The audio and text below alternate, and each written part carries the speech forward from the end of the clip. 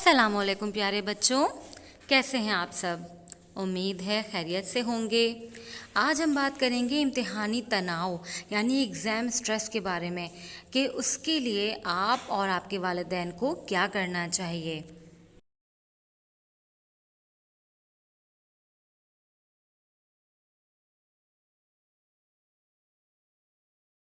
सूरह मुल्क में अल्लाह ताला इरशाद फरमाते हैं, वो ज़ात बाबरकत है जिसके हाथ में सब हुकूमत है और वो हर चीज़ पर कादिर है, जिसने मौत और ज़िंदगी को पैदा किया ताकि तुम्हें आज़माए कि तुम में से किसके काम अच्छे हैं, और वो गालिब बख्शने वाला है। सूरह नज्म में अल्लाह ताला फरमाते हैं, और ये कि इंसान को वही मिलता है जिसकी वो कोशिश करता है।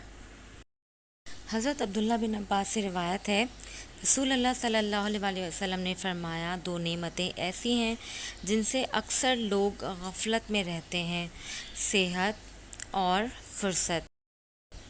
एक और हदीस का मफ़हूम है, मोमिन का हर आने वाला कल उसके गुज़रे हुए कल से बेहतर होता है।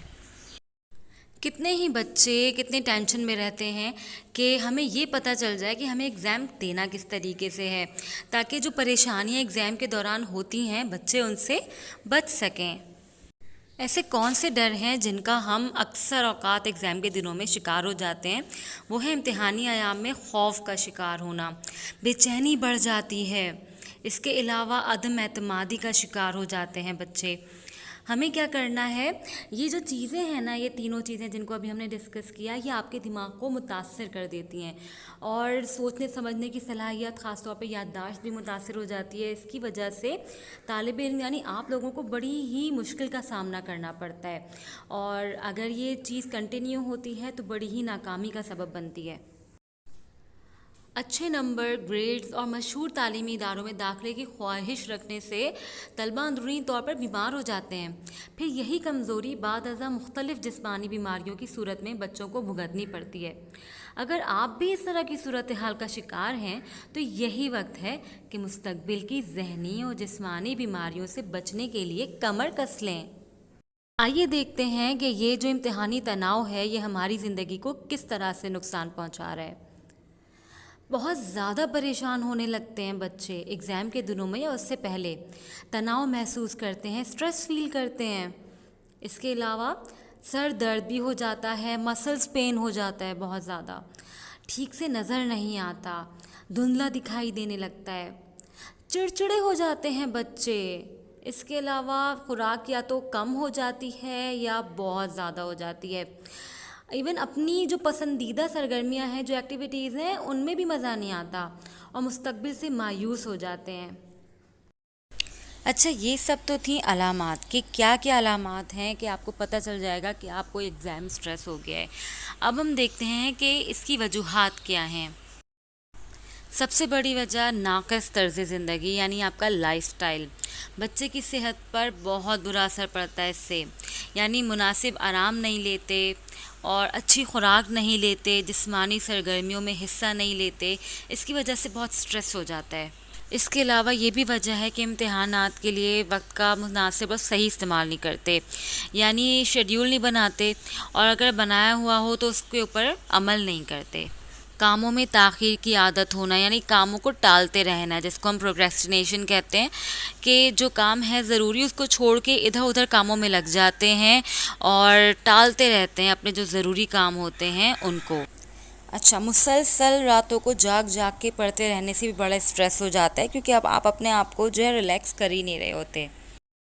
एक बड़ी वजह याददाश्त का मसला भी है, यानी याद नहीं हो रहा होता, मुनासिब नोट्स नहीं बनाए हुए होते, जो अच्छे नोट्स होते हैं आपने कुछ कॉपी डाउन नहीं किया हुआ होता, कुछ जो इम्पोर्टेंट होता है वो।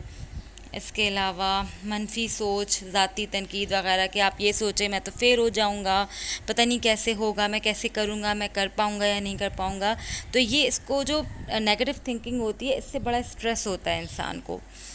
ठीक है, तो अब हम देखते हैं कि इन हालात में जबकि बच्चे स्ट्रेस का शिकार हैं तो वालिदैन क्या कर सकते हैं आपके लिए। بیلنس ڈائٹ یعنی متوازن غذا بچے کی ایک بہت ہی بنیادی ضرورت ہے. یعنی امتحانات میں ذہنی کاموں کے دوران اس پر بڑی توجہ دینی چاہیے. بہت زیادہ چکنائی، میٹھا، کیفین اور مشروبات جیسے ہوتے ہیں، انرجی ڈرنکس ہوتی ہیں، سوڈا ہے، مٹھائی ہے، تو ان سب چیزوں سے جتنی بھی ممکن ہو نا اس سے بچنا چاہیے. اچھا، چاکلیٹس، برگر، چپس یہ بچوں کے موڈ کو چڑچڑا کر دیتے ہیں اور ہائپر ایکٹیو بنا دیتے ہیں. اچھی نیند سوچ اور توجہ دونوں کو بڑھاتی ہے. ٹین ایج بچوں کو 8 سے 10 گھنٹے کی نیند درکار ہوتی ہے. امتحان کی رات جاگ کر پڑھائی کرنا اسٹریس بڑھانے کی وجہ بن جاتا ہے. بچوں کو خاص طور پہ تاکید کریں کہ ایگزام کی رات سے پہلے اپنی پوری تیاری جو ہے وہ مکمل کر لیں. امتحان کے دوران لچکدار رویہ اپنائیں. جب بچہ سارا دن پڑھ رہا ہے تو گھر کے ادھورے کام یا بکھرے کمرے پر پریشان ہونے کی ضرورت نہیں ہے. آپ پرسکون رہیں گے تو بچہ بھی پرسکون رہے گا. یاد رکھنے والی بات یہ ہے کہ امتحان ہمیشہ نہیں رہیں گے. امتحانات کے دوران بچے کو پڑھائی کے لیے کوئی پرسکون جگہ یا کمرہ دیں اور محبت سے پوچھتے رہیں کہ آپ کس طرح جو ہے ریویژن کر رہے ہیں اور آپ کس طرح ان کی مدد کر سکتے ہیں. ورزش بچوں کا انرجی لیول بڑھانے، ذہن صاف کرنے اور تناؤ سے آرام دلانے کا بہترین ذریعہ ہے. یعنی کہ بیسٹ اسٹریس ریلیور ہے یہ، اور ریلیکس کرنے کے لیے بھی بہت ضروری ہے. یہ واک بھی ہو سکتی ہے، سائیکلنگ بھی ہو سکتی ہے، سوئمنگ بھی ہو سکتی ہے، فٹ بال وغیرہ بھی ہو سکتی ہیں. بچے کو اچھے طریقے سے ریوائز کرنے یعنی دہرائی کرنے یا امتحانات پاس کرنے پر تفریح کا وقت نکالیں. اچھا، ضروری نہیں ہے کہ یہ کوئی بہت مہنگی تفریح ہو. ان کی پسند کا کھانا بنانا یا ان کا پسندیدہ پروگرام ساتھ مل کر دیکھنا بچوں کے اعصاب کو پرسکون کرنے میں مددگار ہوتا ہے. اب ہم دیکھیں گے کہ بچے ایسا کیا کریں کہ امتحانات کے دوران خود کو مضبوط رکھنے کے لیے وہ کیا کر سکتے ہیں. اب ہم دیکھتے ہیں. پڑھائی کا ایک مستقل شیڈول بنانے اور روز کی بنیاد پر پڑھائی سے متعلق بنیادی کام لکھنے سے طالب علم ہمیشہ امتحان کے لیے تیار رہتا ہے اور نصاب بھی اس سے پہلے ختم ہو جاتا ہے. یعنی کہ آپ کا جو سلیبس ہوتا ہے اور کتاب کی پڑھائی بھی مکمل ہو چکی ہوتی ہے. اچھا، اس شیڈول کے دوران آپ کو تھوڑے گیپس لیتے رہیں، جیسے بریک لیتے رہیں، تاکہ آپ کے جو انرجی لیول ہے نا وہ برقرار رہے. وقت، مضامین اور اسباق کی ترجیحات بنانے سے تناؤ قابو میں رہتا ہے. یعنی کہ آپ کی ٹائم مینجمنٹ اچھی ہو، کون سا سبجیکٹ آپ کو کب پڑھنا ہے اور کون سا چیپٹر، یہ سب آپ کو پتہ ہونا چاہیے. اس سے اسٹریس جو ہے کنٹرول میں رہتا ہے، کیونکہ اس کی مدد سے آپ اہم اور مشکل سبق پہلے سمجھ لیتے ہیں، پڑھ لیتے ہیں، یاد کر لیتے ہیں. اور ٹائم ٹیبل آپ کا جو آپ نے بنایا ہوا ہوتا ہے وہ آپ کو مسلسل یاد دہانی کرا رہا ہوتا ہے کہ اب پڑھائی کے لیے آپ کے پاس کتنا وقت بچا ہوا ہے اور ریویژن کا وقت کب شروع ہونا ہے. آج کل بچوں میں سوشل میڈیا، موبائل وغیرہ کا استعمال بہت زیادہ ہو گیا ہے. امتحانات کے دوران ان سے دوری اختیار کرنا ایک مشکل فیصلہ ہے، لیکن یہ آپ کی پڑھائی اور توجہ کے لیے بہت جو ہے آپ کے لیے ہیلپ فل ہوگا اور آپ کا اسٹریس کم ہوگا. کیونکہ امتحانات کے دوران اگر آپ مستقل سوشل میڈیا کا استعمال کرتے رہیں گے یا موبائل استعمال کرتے ہی چلے جائیں گے تو ایگزام کی جو تیاری ہے وہ لیٹ ہو جائے گی. اور پھر جب ایک دم آپ کو پتہ چلے گا کہ کل تو میرا ایگزام ہے تو کیا اسٹریس ہوگا آپ کو، یہ سوچیں آپ. تو بہتر یہ ہے کہ جب آپ نے شیڈیول اپنا بنا لیا ہے تو اس میں سوشل میڈیا اور موبائل کا تھوڑا ٹائم رکھیں. امتحانات میں بہتر تیاری اور نتائج کے ساتھ ساتھ اس سے جڑے تناؤ کو ختم کرنے کے لیے، ذہن کو پرسکون رکھنے کے لیے توجہ بڑھانے والی سرگرمیاں بہت ہیلپ فل ہوتی ہیں. یعنی کہ جب آپ اپنے ایگزام کی تیاری کر رہے ہوں اور رزلٹ کی جو ہے وہ اچھی رزلٹ کے لیے تیاری کر رہے ہوں تو کوئی نہ کوئی ایسی ایکٹیویٹی ضرور کریں جس سے آپ کا ذہن پرسکون رہے. عملی اہداف طے کریں، یعنی جو ٹارگیٹس ہوتے ہیں نا، اپنے گول، اپنا ٹارگیٹ سیٹ کریں. امتحان سے پہلے اپنی تیاری کے مطابق اپنا جو ہے آپ نے ٹارگیٹ سیٹ کرنا ہے.